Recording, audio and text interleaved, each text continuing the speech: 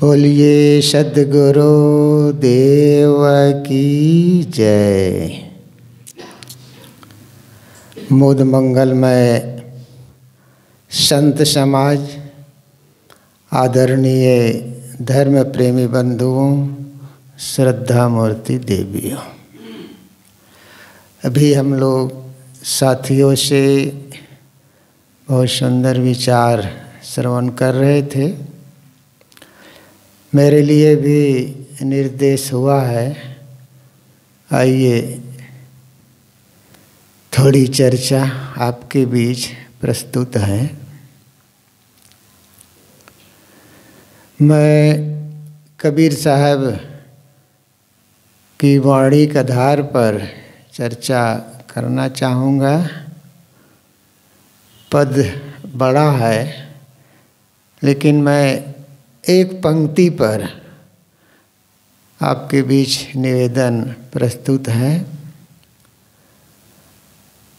आदि को उद्देश्य जाने तासु भेष बाना। ये पंक्ति कितनी मार्मिक है।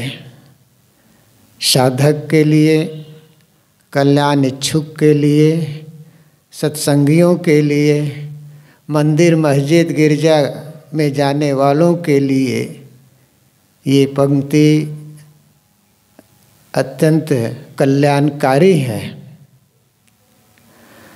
सद्गुरु कबीर की वाणियों में यही खूबियाँ हैं।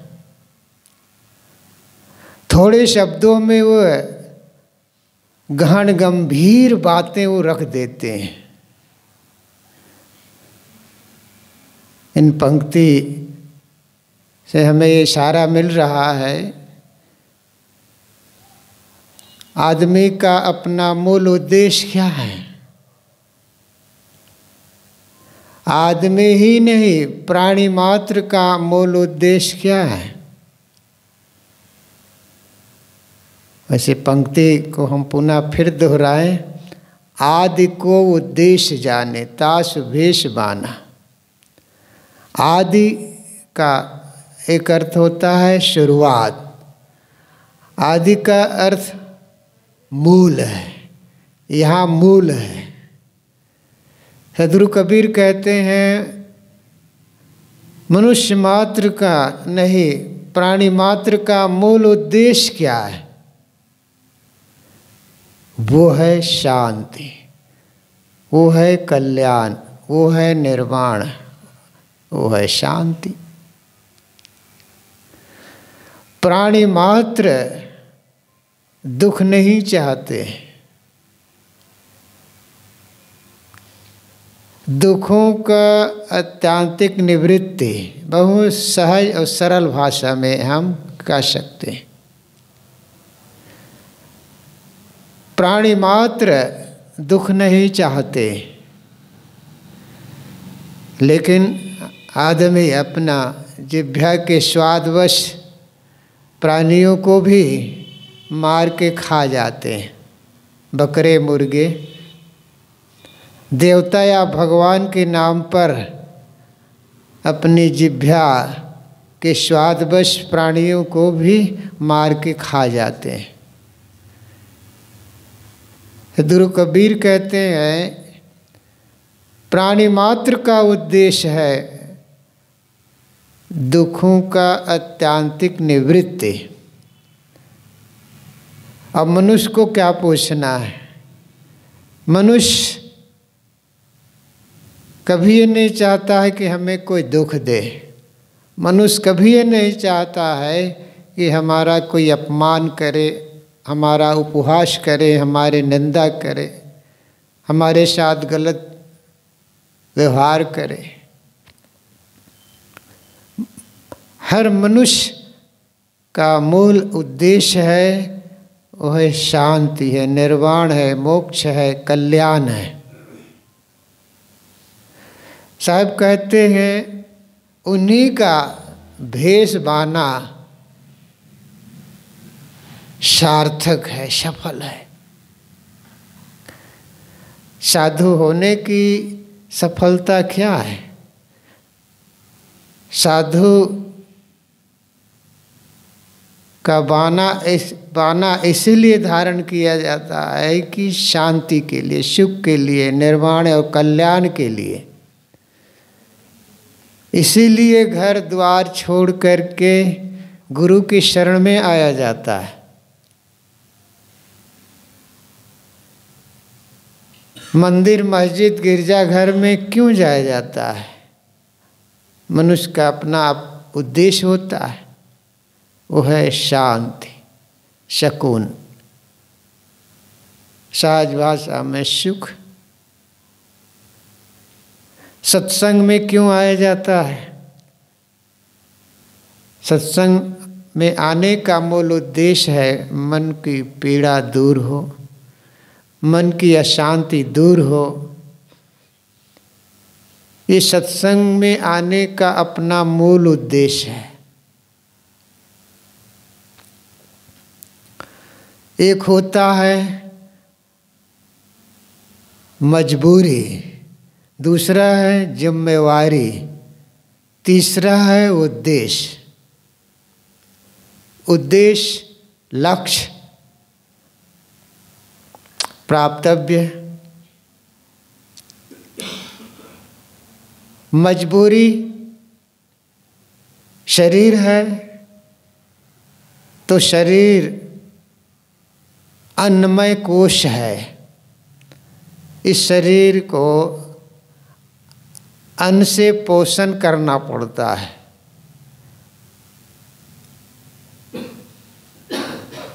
मनुष्य जीवन में ये जीवन पाए हैं तो जीवन को सुचारू रूप से चलाने के लिए अन्न जल इसको देना पड़ता है। अन्न जल के बाद कपड़ा है, ये भी मजबूरी है। उसके बाद आवास निवास है, ये भी मजबूरी है। भोजन देना, शरीर को पोषण करना मजबूरी है। कपड़ा पहनना मजबूरी है। आवास निवास घर द्वार बनाना एक मजबूरी है। और ऐसे ही अन्न नहीं मिलेगा,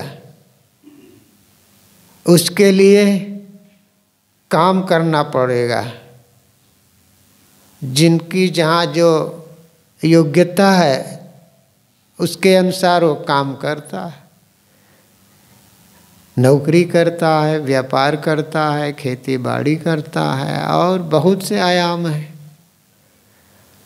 गुजर बसर के लिए ये सब काम करना पड़ेगा और ये मजबूरी है। साधु महात्मा घर द्वार छोड़ देने के बावजूद भी बहुत बड़ी गृहस्थी लेके तो उनको भी चलना पड़ता है। ये शरीर क्या है?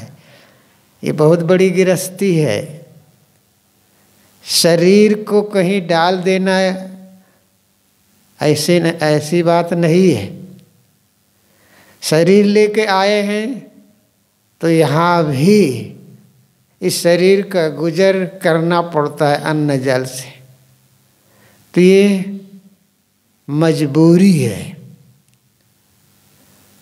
दूसरा आयाम है वो है जिम्मेवारी है। अकेला ही नहीं है, परिवार है, समाज है। तो यहाँ भी जिम्मेवारी का निर्वहन करना पड़ता है। जिनकी जो योग्यता है उसके अनुसार उनकी अपनी जिम्मेवारी होती है। तो जिम्मेवारी को निभाना एक तरह से कर्तव्य, एक तरह से धर्म भी कहा जा सकता है। जिनको जो जहाँ जिम्मेवारी है उनका उसको निर्वहन करना एक अपना कर्तव्य होता है। जो जिनको जहाँ है कर्तव्य का निर्वहन करना पड़ता है। माता पिता का अपना कर्तव्य है, पुत्र का अपना कर्तव्य है, सास का अपना कर्तव्य है, बहू का अपना कर्तव्य है। गृहस्थी में जो जहाँ है उनका अपना एक कर्तव्य, एक धर्म है, पालन करना उचित है। साधु जीवन में भी अपनी एक जिम्मेवारी है, जहाँ जिनकी जो ड्यूटी है वो ड्यूटी को ठीक ढंग से निभाना, लेके चलना, ये भी अपनी एक जिम्मेवारी, एक कर्तव्य है, एक धर्म है। तीसरा आयाम है वो है उद्देश्य है। मनुष्य मात्र का उद्देश्य दुखों का अत्याधिक निवृत्ति, और हम लें तो साधु होने का उद्देश्य, भगत होने का उद्देश्य। हम भक्ति क्यों करते हैं? मुक्ति के लिए, शांति के लिए, कल्याण के लिए भक्ति करते हैं। सत्संग क्यों करते हैं? मन की शांति के लिए। धर्म ग्रंथों का पठन मनन क्यों करते हैं? मन की शांति के लिए। मन की शांति के लिए ये सब करना है, ये हमारा उद्देश्य है। अब आइए, जीवन भर मजबूरी में ही हम समय बिता दें, केवल खाना पीना आवास इसी के संपन्न करने में ही पूरा समय गंवा दें। और दूसरा जिम्मेवारी, बस जिम्मेवारी में समय अपना खो दिया, कर्तव्य समझ करके अपना जो मूल उद्देश्य है उस उद्देश्य को ही हम भूल गए। केवल मजबूरी में अपना समय न बिताएं, केवल जिम्मेवारी में भी न बिताएं, अपना मूल उद्देश्य को भी ध्यान में रखने की जरूरत है। इस आश्रम में क्यों आए हैं? हमारा मूल उद्देश्य क्या है? वो है शांति। हमारा मूल उद्देश्य क्या है? यहाँ के जो गुरुदेव जी ने जो नियम दिया है, प्रातःकाल 4 बजे उठ जाना, जो जहाँ है वहाँ अपना सफाई करना, नहाना धोना, आसन प्राणायाम करना, 5:30 बजे के बाद फिर घंटी लगती है, फिर सभी लोग इस कक्ष में आ जाएं, ध्यान कक्ष में, और प्रार्थना में सम्मिलित हों। 1 घंटा ध्यान, 1 घंटा धार्मिक ग्रंथ का पठन मनन, ये आश्रम का अपना नियम, एक उद्देश्य है। उसके बाद और अपना व्यवहार है, जो जहाँ जिनकी जो ड्यूटी है उसको लेके चलना। यहाँ का, इस आश्रम में रहने वाले या यहाँ का नियम को लेके चलना एक उद्देश्य है। अब इस उद्देश्य को न समझना, लेके न चलना, तो आगे कल्याण का काम कैसे होगा? तो हर साधक का, हर भक्त का अपना मूल उद्देश्य है, वो है शांति है, सुख है, निर्वाण है। सब करते हुए, व्यवहार करते हुए अपना मूल उद्देश्य को सामने रखना। इसलिए साहब कहते हैं, आदि को उद्देश्य जाने तासु वेश बाना। हर साधक को, हर भक्त को अपना मूल उद्देश्य को सामने रखना चाहिए। जीवन भर हम भक्ति करते आए, अपना मूल उद्देश्य को प्राप्त ही नहीं कर पाए। घर द्वार छोड़ करके गुरु की शरण में आए, साधु भगत साधु कहला रहे हैं, अपना मूल उद्देश्य को पता ही नहीं। यहाँ भी हम गाफिली में अपना समय को हम बिता देते हैं। दिन भर में आदमी साधक कहे जाने वाले याद नहीं रख पाता है कि हमारा मूल उद्देश्य क्या है। ये ध्यान, 2 टाइम का जो ध्यान, जो नियम दिया गया है, इसी को याद करने के लिए। वैसे ध्यान है सारे स्मरणों को छोड़ करके और किसी प्रकार का स्मरण ना उठना, अंतिम ध्यान है। ध्यानम निर्विषयम मना, मन का निर्विषय हो जाना, संकल्प विकल्प से ऊपर उठ जाना, ये अंतिम ध्यान है। ध्यान का मूल उद्देश्य यही है कि मन का निर्विषय हो जाना। शांति हम लोगों का प्राप्तव्य है, ये उद्देश्य है। आदमी इसी को ध्यान में नहीं रखता है, सांसारिक प्राणी पदार्थ विषय में ही अपना समय को गुजार देता है, दिन भर में भी याद नहीं रख पाता है। सद्गुरु कहते हैं उन्हीं वो साधक का भेष बाना सार्थक है जो अपना मूल उद्देश्य को सामने रखता है। सब कुछ प्राप्त हुआ, शांति नहीं मिली तो क्या हुआ। आज आदमी के पास सारी संपन्नता है, लेकिन अंदर अंदर विपन्नता। बाहर संपन्नता, भीतर विपन्नता। बाहर सोना सोना, भीतर सोना सोना। बाहर चकाचक, भीतर खाली खाली। बाहर की संपन्नता से आंतरिक संपन्नता नहीं मिलेगी। आपके पास पैसा है तो बढ़िया मकान बना लिया, पैसा है तो बढ़िया गाड़ी खरीद लिया, पैसा है तो और ऐशो आराम का सामान खरीद लिया। बाहर की संपन्नता से आंतरिक संपन्नता नहीं मिलती है। भौतिक संपन्नता से भौतिक समृद्धि मिलती है, आंतरिक समृद्धि नहीं मिलती है। आंतरिक समृद्धि मिलती तो बुद्ध और महावीर, भर्तृहरि, गोपीचंद, ये तो राजघराने के रहे हैं, राजकुमार भी रहे, राजा भी रहे। भौतिक समृद्धि से आंतरिक समृद्धि नहीं मिलती है। हम लोग रामायण पढ़ते हैं, रामायण में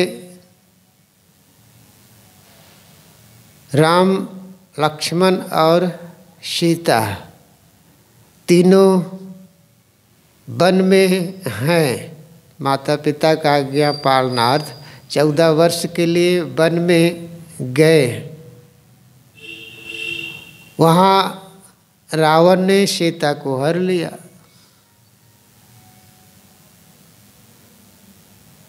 श्री राम को बड़ा कष्ट होता है। इसको हम आध्यात्मिक भी अर्थ कर सकते हैं। रावण है, अहंकार है, शांति सीता है और जीव राम है।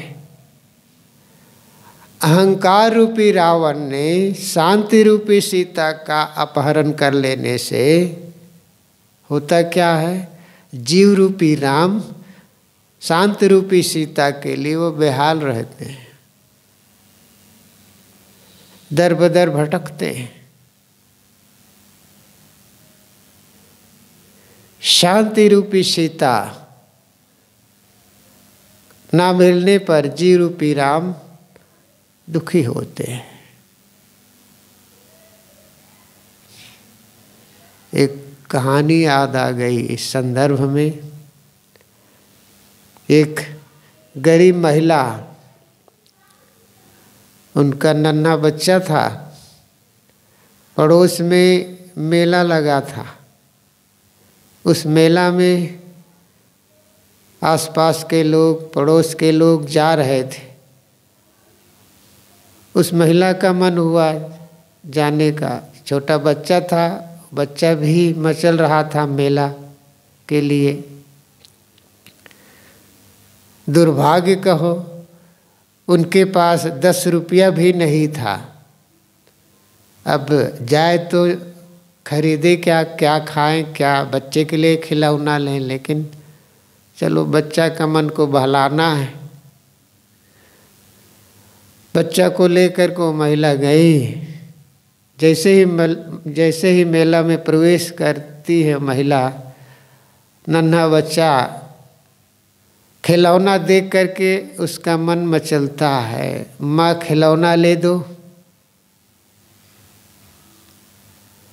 माँ कहती है, बेटा यहाँ का खिलौना नकली है, आगे चलो। आगे मिठाई की दुकान खूब बढ़िया सजी है। बच्चा कहता है, माँ मिठाई ले दो। महिला कहती है, बेटा यहाँ की मिठाई नकली है, आगे चलो। ऐसे ही बच्चा का मन को बहलाते हुए आगे जा रही है मेला में। पीछे पीछे निसंतान एक आदमी था, वो जा रहा था, सुन रहा था। उसका मन होता था कि इस बच्चा के लिए मैं ले दूं, मेरे पास तो पैसा है ही। लेकिन वो धर्म संकट में कैसे लूं, भीड़ भी है, अब कैसे बोलूं, चारों तरफ आवाज़। आगे चौराहे में भगदड़ हुआ। उस भगदड़ में माँ और बेटा का विछुड़न हो गया। माँ कहीं अलग, बेटा कहीं अलग। संजोग से उस निसंतान व्यक्ति के हाथ बच्चा लग गया, उसको गोद में उठा लिया और उनसे ये कहा, बेटा तुम्हें कौन सा खिलौना पसंद है बताओ, मैं लेने को तैयार हूँ। तुम्हें कौन सी अच्छी मिठाई है लगती है, उनको बताओ, इशारा करो, मैं लेने को तैयार हूँ। वो बच्चा कहता है, ना मुझे खिलौना चाहिए, ना मुझे मिठाई चाहिए, मुझे अपनी माँ चाहिए। माँ है तब खिलौना, माँ है तब मिठाई, माँ नहीं तो सब कुछ बेकार। ठीक इसी प्रकार शांति रूपी माँ है तब घर अच्छा लगता है, परिवार अच्छा लगता है, पद अच्छा लगता है। शांति रूपी माँ अगर नहीं है तो पत्नी अच्छी नहीं लगती है, पति अच्छा नहीं लगता है, घर वही, परिवार वही, समाज वही, सब कुछ वही वही है। अगर मन में शांति नहीं है तो सब कुछ बेकार लगता है। जितना हम लोग पूजा पाठ करते हैं, धर्म कर्म करते हैं, संध्या बंदन करते हैं, इस सब का अपना मूल उद्देश्य क्या है? वो है शांति है, कल्याण। अगर शांति नहीं मिली, कल्याण नहीं हुआ तो सब कुछ बेकार है।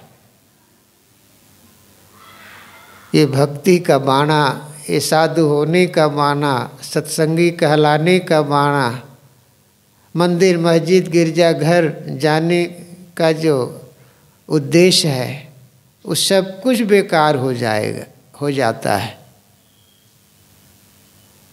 मनुष्य शरीर में आए हैं, इस मनुष्य शरीर का उद्देश्य है क्या है? साधु समाज में साधक होकर के आए हैं, उसका उद्देश्य क्या है? उद्देश्य है कल्याण है, जीवन का सुधार है। 10 वर्ष हो गए, 20 वर्ष हो गए, सत्संग करते साधु हुए, भगत हुए, अगर मन में जो विकार है, दोष है, वो घट नहीं रहे तो इसकी सफलता क्या है? इस सब की सफलता है ये दोषों से हम मुक्त होते जाए, शांति की ओर बढ़ते जाए।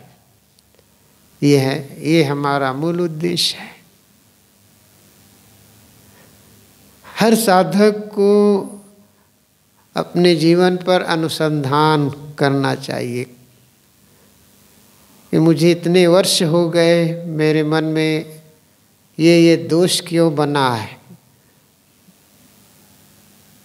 अगर दोष है तो उस पर गलानी करें और पुनः आगे के लिए और कमर कस के और तैयार हो।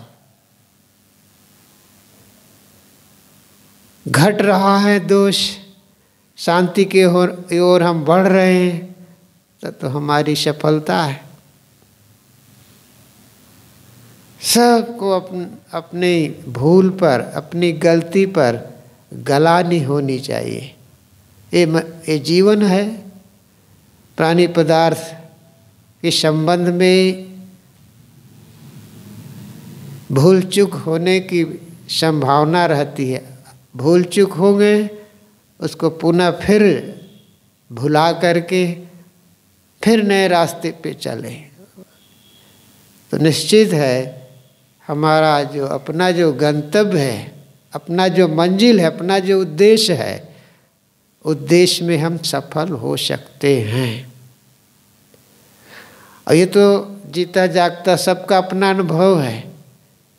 जो 20 साल हो गए हैं, 15 साल हो गए हैं, 10 साल हो गए हैं, 5 साल हो गए हैं, 30 साल हो गए यहाँ आने या भक्ति करते, पुराने संस्कार है, पुराने जो पहले के रहे हैं वो घटते गए हैं, सबको अनुभव है। औरों का अपेक्षा वो घटते गए हैं, सबको अनुभव है। बस अपने गुण दोष की पहचान करते जाए, गलत है छोड़ते जाए, बस शांति की ओर हम बढ़ते जा रहे हैं। यही काम हम सबको करना है। सतगुरु कबीर कहते हैं, आदि को उद्देश्य जाने तासु वेश बाना। हर साधक को अपना मूल उद्देश्य को सामने रखें तो निश्चित है अपनी ओर से ऐसी कोई भूल, ऐसी कोई गलती हो ही नहीं सकती है। हर समय सावधान हम रहते हैं तो ये भूल नहीं हो पाएगी। समय पूरा। बोलिए सद्गुरु देव की जय।